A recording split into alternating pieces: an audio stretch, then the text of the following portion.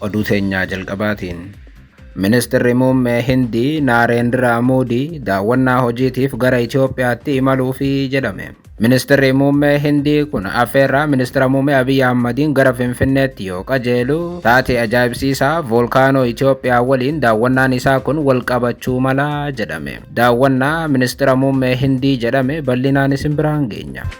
Oduu biraatiin waggoota afran dabre Pakistaanitti ambasaaddara Itoophiyaa ta'uun hojjechaa kan turan Dr. Jamal Bakar UAEtti ambasaaddara Itoophiyaa haarawaa ta'uun xalayaa muudamaa pirezidaantii UAEtiif dhiyeessan.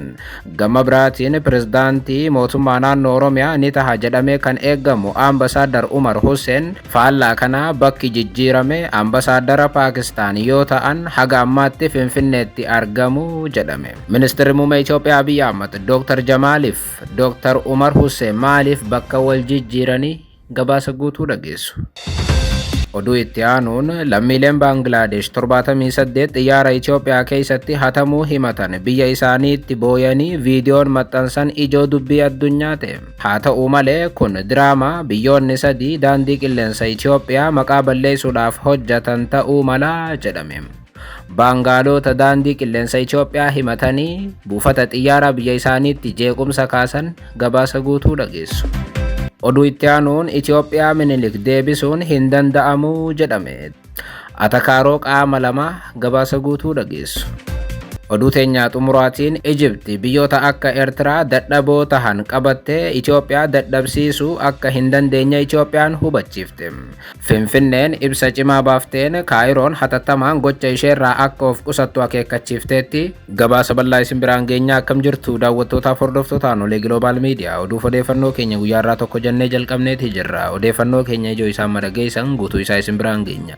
Haga xumuraa sagantaa keenyaatti dhaggeeffachuun yaada qabdan gara koomentiitiin nuuf barreessaa. Viidiyoon keenya namoota hedduu biraa akka dhaqqabuuf immoo laayik, sheer, sabskiraayib godhuun dagatinaa isiniin jenna. Kallattumaan gara gabaasa bal'aattiin isin qajeelcha. Oduu teenyaa jalqabaatiin Ministeerri muummee Hindii Naarendra Moodii daawwannaa hojiitiif gara Itoophiyaatti imaluufi jedhame. Ministeerri muummee Hindii kun affeerraa Abiy Ahmadiin gara Finfinneetti yoo qajeelan taatee ajaa'ibsiisaa voolkaanoo Itoophiyaa tibbana uumameen daawwannaan isaanii kun wal qabachuu mala jedhameera. Sadaasa 22 Ministeerri muummee Abiy Ahmadiif Ministeerri muummee Naarendra Moodii biyya Afrikaa kibbaatti wal arganii marii taasisuudhaan adda galuu booda ture. Amma Moodiin Itoophiyaatti daawwannaa hojii taasisuudhaaf akka jiru gabaasaaleen ba'uu kan jalqaban. Haaluma kanaan keessa beektoonni odeeffannoo qoodaniin Ministeerri muummee Hindii Naarendraan yeroo dhiyootti Itoophiyaa ni daawwatu jedhan.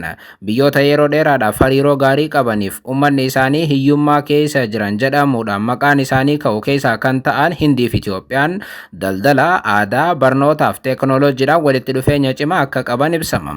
Daawwannaan hojii Naarendra Moodii kun ammatti guyyaa kam akka ta'e bal'inaan ibsamuu baatus dhiyootti akka taasifamu qofaatu gabaafame. Daawwannaan Naarendra Moodii yeroo ammaatti taasifamuudhaaf jiru kun sababoota hedduudhaaf akka ta'e tilmaamama. Inni jalqaba hariiroo biyyoota lamaanii duraanuu jabaa ta'e dubbatamu caalaatti hidda gadi fageessuudhaaf yoo ta'u, gama biraatiin taatee tibbana Hindiitti mudateen daawwannaan kun wal qabachuu malaa jedhame. 1950 irraa jalqabee hariiroon isaanii hamaa akka hin taane kan himamu Hindiif Itoophiyaan tibbana waa'een biyyoota lamaanii ijoo miidiyaalee addunyaa ta'uun ni yaadatama. Haaluma kanaan voolkaanoon waggaa 12 booda Itoophiyaa irraa dhohe Itoophiyaa ka'uudhaan aarri isaa haga Hindiitti deemee daandii qilleensa biyyattii yookaan daandii qilleensa Hindii jeequun ni yaadatama. Akkuma gabaasaa turreef miidiyaaleen addunyaalleen ijoo taasisuudhaan haga har'aatti illee bal'inaan gabaasaa jiran voolkaanoon naannoo Affaar irraa dhohe kun Jibuutii, Yaman, Oomaan achis Hindii ga'ee daandii qilleensa biyyattii adda kutuu danda'eera. Baha jiddu galeessaa garii isaa dhukkeedhaan faalullee voolkaanoon kun Hindii kutaalee akka Deelii, Punjaabii fi Haariyaanaatti ukkaamsaa hamaa uumuudhaan xiyyaarri hundi balallii haqanii turan. Miidiyaaleen addunyaa akka gabaasanitti balalliin idil addunyaa addunyaa 7 sababa volkaanoo Itoophiyaattiin Hindiitti haqamaniiru. 12 immoo harkifataniiru. Taateen Itoophiyaatti mudate kun Hindoota naannolee 4 keessa jiran akka maaskii uffatan dirqisiisuun guyyaa 3 Hindoonni akkuma bara koronaa maaskii godhatanii jiraachuuf dirqamaniiru. Wayita ijoo oduu tanaatti dhufnu Ministeerri Muummee Hindiitis gara Itoophiyaatti yeroo kanatti imaluun isaanii dhuguma taate kanaan wal qabachuu akka malu tilmaamama.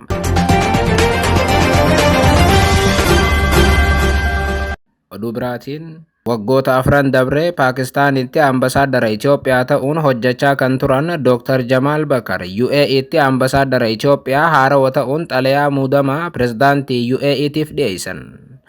Gama biraatiin pirezidaantii mootummaa naannoo Oromiyaa ni taha jedhamee kan eeggamu ambasaadar Umar Hussein faallaa kana bakki isaa jijjiirame ambasaadara Pakistaan yoo ta'an haga ammaatti garuu Finfinneetti argamu jedhame. Haaluma kanaan namoonni lama yeroo ammaa ambasaadaroota ta'uudhaan hojjechaa jiraniif gara fuula duraatti lamaanuu pirezidaantii naannoo isaanii ni ta'u jedhamuudhaan eeggaman hojii ambasaadarummaa isaanii irratti bakka wal jijjiirrachuun gabaafameera. Jara lamaan bakka wal jijjiiruu kanaas kan taasisan ministeera muummee Itoophiyaa Abiy Ahmad turan. Kanaanis United Arab Emiratetti ambasaadara Itoophiyaa ta'uun kan muudaman Dr. Jamal Bakar guyyaa tokko dura masaraa pirezidaantii UAE alwataniitti argamuun pirezidaantii United Arab Emirates kan ta'an Sheikh Mohammed bin Zayed Al Nahyaaniif xalayaa ambasaadara ta'uu isaanii mirkaneessuu laataniiruuf. Sagantaa wal harkaa fuudhinsa xalayaa kanarratti ambasaadarichi Itoophiyaan walta'iinsa tarsimoo biyyoota lameenii dameewwan ijootiin cimsuudhaaf kutannoo hin raafamne qabaachuu irra deebi'anii mirkaneessanii jiru jedhame. Hoogganaan UAE Sheikh Mohammed bin Zayed Al Nahyaan immoo xalayaa ambasaadarummaa isaanii mirkaneessu haala oowwaadhaan simachuun ambasaadar Jamaaliin barri aangoo keessanii kan milkaa'e akka ta'uun isiniif hawwaa jechuun hawwii gaarii qaban akka ibsaniif himame. Pirezidaantiin UAE biyyi isaanii hariiroo Itoophiyaa waliin qabduuf iddoo guddaa akka kennitus hubachiisan. Gurbaan naannoo Somaalee irraa ta'e Dr. Jamal waggaa 4 erga Pakistaanitti hojjetanii booda ji'a dabre gara Itoophiyaatti deebi'an. Akkuma gara biyyaatti deebi'aniin hojii dippiloomaasii milkaa'aa raawwate jechuudhaan mootummaa Itoophiyaatiin simatame. Wayita Pakistaan irraa gaggeeffamanillee Ministeerri muummee Pakistaan Shahbaz Sharif dabalatee qondaaltonni Islaamabad haala oowwaadhaan ambasaadara Itoophiyaa kana gaggeessanii turan. Dr. Jamal akkuma gara biyya isaatti deebi'een oolee osoo hin bulin ministeera muummee Abiy Ahmad isaa fi Umar Hussein bakka wal jijjiiruun pirezidaantii Itoophiyaa Taayye Asqasillaaseetti ergee pirezidaantii Taayyeen immoo xalayaa laatee fi isa Pakistaan irraa dhufe gara UAEtti isa UAE ture ammoo gara Pakistaanitti bobbaaseera. Dr. Jamal naannoo Somaalee irraa yoo ta'u gara fuula duraatti pirezidaantii naannoo Somaalee Itoophiyaa ni ta'u jechuudhaan uummanni naannichaa haala oowwaadhaan namoota eeggataa jiran keessaa tokko ture. Gama biraatiin haaluma wal fakkaatuun waggoota dabre UAEtti ambasaadara Itoophiyaa ta'uun hojjechaa kan turan ambasaadar Umar Hussein yookaan Dr. Umar Husseinis gara Pakistaan deemuufi jedhame. Itti aanaa pirezidaantii mootummaa naannoo Oromiyaa irraa eegalee haga ministeera federaalaatti kan hojjete Dr. Umar Hussein waggoota dura Abiy Ahmadiin dippiloomatii godhamee ture. Ji'a dabre UAE irraa baafamee gara biyyaatti kan gale ambasaadar Umar Hussein amma ambasaadara Itoophiyaa haarawaa ta'uudhaan Riippaabilika Islaamaa Pakistaanitti muudamuun bakka Dr. Jamal Bakar bu'eera. Ammallee maaliif akka Finfinnee tursiifame ifa ta'uu baatus ambasaadarri guutuun Dr. Umar Hussein yeroo dhiyootti Islaamabad ni galuu jedhamee eeggama. Umar Hussein gara Pakistaan imaluu isaaniitiin dura ammoo imbaasii Pakistaan Finfinneetti argamu daawwachuudhaan ambasaadara Pakistaan kan ta'e Atiif Sharif waliin marii taasisuun himameera.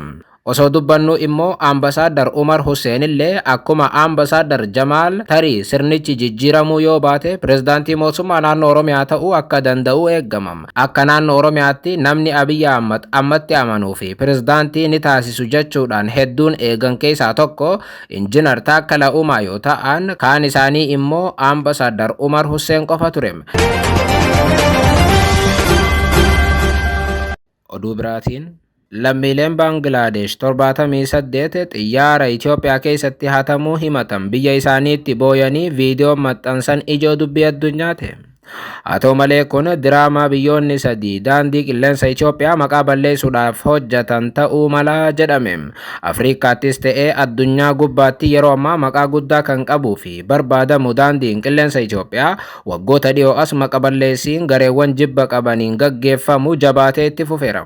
Gaazexeessaa beekamaa CNN Laarii Madoo irraa jalqabee haga Eertiraatti deddeebiidhaan wayita xiyyaara Itoophiyaa irratti xiyyeeffatame maqaa dhaabbata guddaa kana balleessuudhaaf yaalamuun ni mul'ata. Haaluma kana fakkaatuun kaleessarraa eegalee viidiyoo miidiyaa hawaasaatii fi miidiyaalee idilee gubbaatti qoodame ijoo dubbii ta'eera.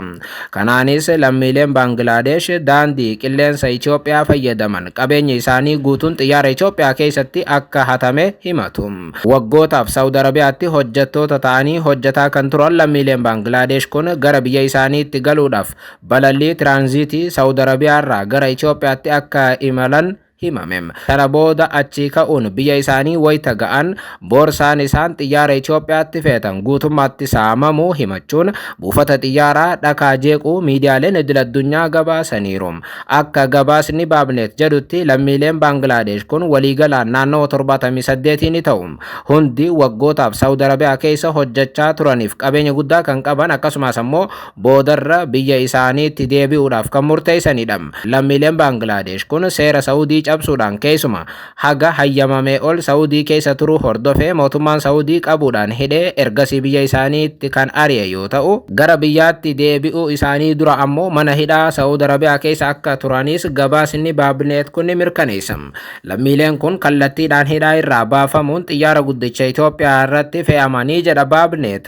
Haa ta'u malee lammiileen kun xiyyaara Itoophiyaatti fe'amanii bakka itti deeman biyya isaanii yeroo dhaqqaban boorsaa isaanii fudhachuudhaan wayita banan hundi isaanii boorsaan isaanii cabee meeshaan isaan achi keessaa qaban guutummaatti hatamuun furtuun isaa jijjiiramee akka mul'ate lammiileen kun arganiiru jedha miidiyaan biyyattii.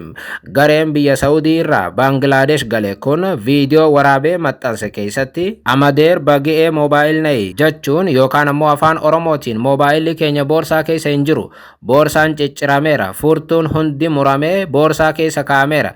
Hundi isaa yoo bannu boorsaan keenya duwwaadha jechuun boorsaa lafatti gadi naqanii wayita agarsiisan mul'atu.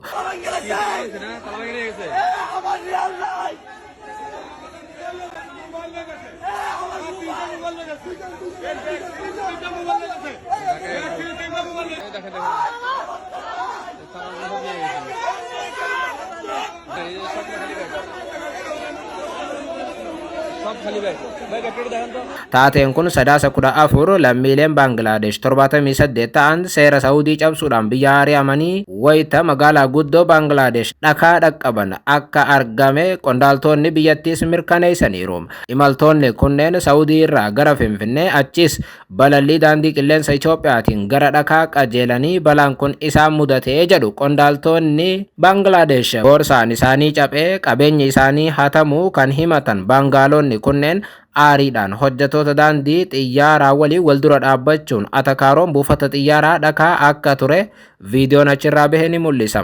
Kanaas ta'e sana viidiyoon buufata xiyyaaraa biyyattiitii bahe kun hatamneerraa kan jedhu ture. Ta'us garuu kun diraamaa ifaa ta'uu viidiyoo sanarraa ni mul'ata jedhu namoonni dhimma kana itti dhiyeenyaan hordofanii fi taatee ammaa kanaas akka dhugaa hin taane ibsan. Diraamaa ta'uun isaa kan jalqabaa namoonni 78 hundi boorsaan isaanii akka hatameetti booyaa turaniiru. Kun immoo waan hin fakkaannedha jedhu. Dhuguma daandiin qilleensa Itoophiyaa guutuun qulqulluudha jechuun rakkisaa ta'us boorsaa muraasni akka caphee hatame yoo ibsame dhugaa ni fakkaata jedhu taajjabdoonni. Kanaan osoo jiru diraamaa kana duuba ammoo biyyoonni sadii jiraachuun shakkii namoota hedduu ta'eera. Daandiin qilleensa Itoophiyaa har'a daandii guddicha Afrikaa qofa utuu hin taane isa qilleensa addunyaa gubbaatti maqaa guddaa qabu yoo ta'u biyyoonni akka Ijiptiif Eertiraa hinaafan mootummaa Saawudii isaanii waliin hojjetu waliin ta'uudhaan diraamaa kana hojjechuu akka danda'an ibsame.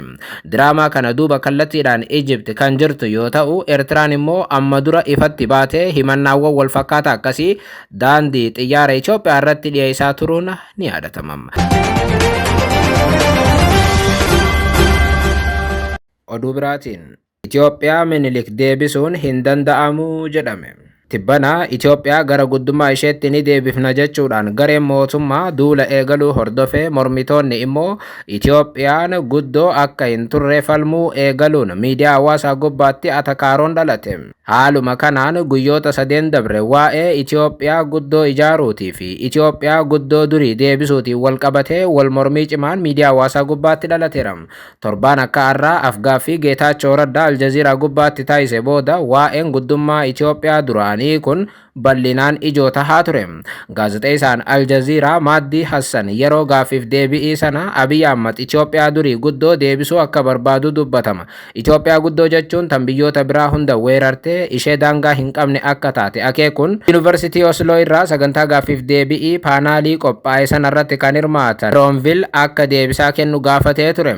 Tiroonvil gama isaatiin Abiy Ahmad dhugumaan Itoophiyaa durii guddoo jedhamtu sana akka hawwu kaasuun Abiy Ahmad akka isaatti Itoophiyaa aangoon isii daangaa hin qabne godhuudhaaf yaalaa jira garuu hin milkaa'uu jedhanii turan.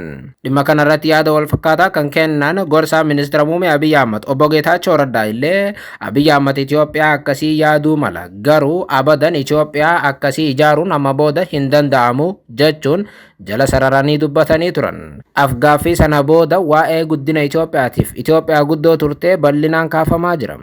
Gara atakaaroo Oromootti yoo deebinu dhimma kanaan wal qabatee guyyaa lamaan dabre waa'een Itoophiyaa guddoo kun falmii kaasuun gariin Itoophiyaan dur guddoo akka turteef jidduutti akka duubatti deebite kaasu. Kaan immoo Itoophiyaan abadan biyya guddoo akka hin turreef inumaa biyya uummata ishee nyaattu salphoo turte jedhu. Asitti wanti falmii kaasaa jiru tokko Itoophiyaa guddoo turte gara guddina isheetti deebisna kan jedhuu fi warri kaan immoo lakki Itoophiyaan matumaa guddoo waan hin turreef amma garuu Itoophiyaa guddoo taasisuu ni dandeenya jedhu. Kunis afaan Faranjiitiin isa Make Ethiopian Great Again yookaan ammoo Make Ethiopian Great kan jedhuutu falmii kaasaa jira.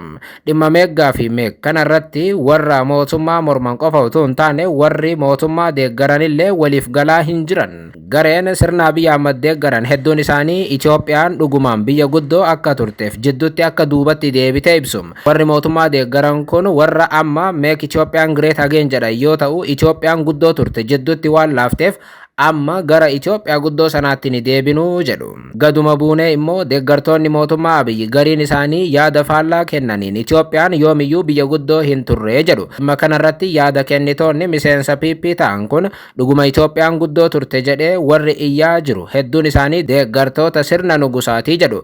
Dhugaan jiru garuu sirnoonni nugusaa Itoophiyaa guddoo ijaaran utuu hin taane Itoophiyaa mataa ishee qucarsaniiru jechuudhaan maatii isaanii faana wal faallaa dhaabbatu. Jarri kun immoo Abiy Ahmad Itoophiyaa guddoo sana amma ijaaraa jira malee Itoophiyaan amma dura guddoo hin turre jechuun amma booda Itoophiyaa guddoo ijaaruu irratti akka waliif galan kaasu. Jarri gubbaa ammoo Itoophiyaa guddootti deebisuu jedhu. Gama biraatiin warri mormituu mootummaa immoo Itoophiyaa guddoo ijaarra waan jedhus ta'ee Itoophiyaan guddoo akka hin turre cimsanii dubbatu. Warri mormitootaa kun Itoophiyaan kaleessa biyya guddoo akka hin taanee fi salphoo akka turte ibsu. Inumaa maqaan Itoophiyaa jedhamus akka hin jirreef impaayira Abisiiniyaa akka turte cimsanii kaasu. Itoophiyaan guddoo osoo hin taane xiqqaattuu akka turte ragaadhaan wayita dhiyeessan mormitoonni Itoophiyaan ishee gootota Oromoo nyaattee fixxeedha jechuun namoota akka Jeneraal Taaddasaa Birruu, Waaqoo Guutuu, Agarii Tulluu, Kabbadaa Buzunee, Maammoo Mazammir, Eebbisaa Addunyaa, Alamuu Qixxeessaatiif hagaa caaluuf batteetti kaasu. Kanaaf Itoophiyaan amma dura guddoo hin turre amma boodaas guddoo hin taatu jedhan. Warri kun cimsanii Itoophiyaan guddoo hin turre qofa utuu hin taane Itoophiyaan ammaatu itti fufuu hin qabdu jedhanii amanu.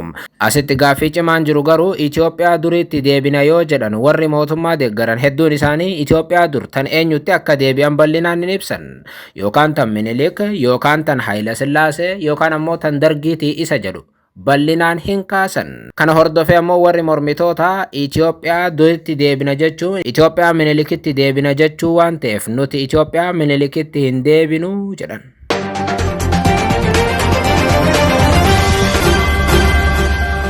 Oduu biraatiin Egypt biyyoota akka Eertiraa dadhaboo ta'an qabattee Itoophiyaa dadhabsiisuu akka hin dandeenye Itoophiyaan hubachiifte. Finfinneen ibsa cimaa baafteen Kaa'iroon hatattamaan gocha isheerraa akka of qusattu akeekkachiifteetti. Haaluma kanaan Egypt sochii gaanfa Afrikaatti biyyoota laafoo fi dadhaboo uumuudhaaf gochaa jirtu akka dhaabdu Itoophiyaan kaleessa galgala gaafatte. Ministeerri dhimma alaa Itoophiyaa ibsa kaleessa galgala maxxanseen Egypt biyyoota gaanfa Afrikaa jeequudhaaf sochii cimaa godhaa jirti jechuun himate. Dubbiin Itoophiyaa kun kan dhaga'ame erga ministeerri dhimma alaa Egypt Badrii Abdallaati dhimma hidha Abbayyaa irratti si'achi Itoophiyaa waliin hin mari'annu jechuudha waraanaan Itoophiyaatti dhaadatanii booda ture. Ministeerri dhimma alaa Itoophiyaa ibsa baase kanaan cimsee Egypt ni himata. Biyyoota Kaa'iroodhaaf ajajamanii fi ejjennoo hin qabne dadhaboo fi kaan irratti hirkatan uumuudhaaf aangoonni Egypt addatti ammoo Itoophiyaa qofa utuu hin taane biyyoota gaanfa Afrikaa irratti xiyyeeffachuun jeequudhaaf duula gaggeessaa jiran jechuun himate. Adeemsi gara dhabe kun rakkoo hooggansaati jechuun Itoophiyaa jilbeeffachiisuu kan hin dandeenye jechuudhaan Egypt adeemsa kana akka dhaabdu gaafate. Ministeerri dhimma alaa Itoophiyaa ibsi ministeera dhimma alaa Itoophiyaa kun Itoophiyaan qaroomina duriitii jechuun biyyoota Afrikaa kolonii jala akka bahan deeggaraa turuu yaadachiise. Ibsa kana kallattiidhaan nuti yoo hiikne Egypt biyyoota akka Eertiraa dadhaboo ta'an qabattee Itoophiyaa dadhabsiisuu akka hin dandeenye hubachuu qabdi kan jedhu ture.